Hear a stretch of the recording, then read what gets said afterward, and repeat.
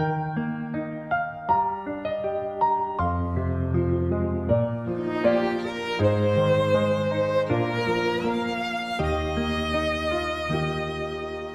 ូរឆ្នាំមកហើយឃ្លាតពីអ្នកយើងខ្ញុំសូមរក្សាការចងចាំជាមួយនឹកណាស់ថ្ងៃនេះបានមកលេកូនសូមក្រាបសំភាសូមរំលឹកដល់បន្ទប់អង្គាអរគុណលោកគ្រូអ្នកគ្រូគ្រប់ជំនួសអ្នកសុខសប្បាយទេកន្លងយូរឆ្នាំវាលស្មៅនៅតែខៀវខ្ចី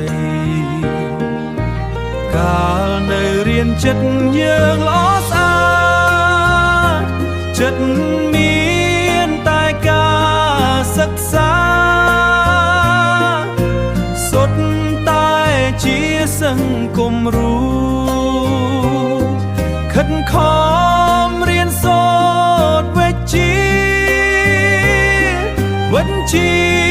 មិត្តភាព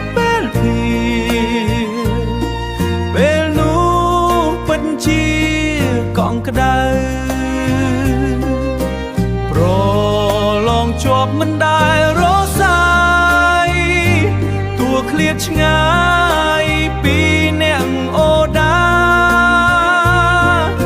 ខ្ញុំសូមអរគុណដែលបានរក្សាដល់គ្រូគ្រប់មុខវិជ្ជាខ្ញុំសូ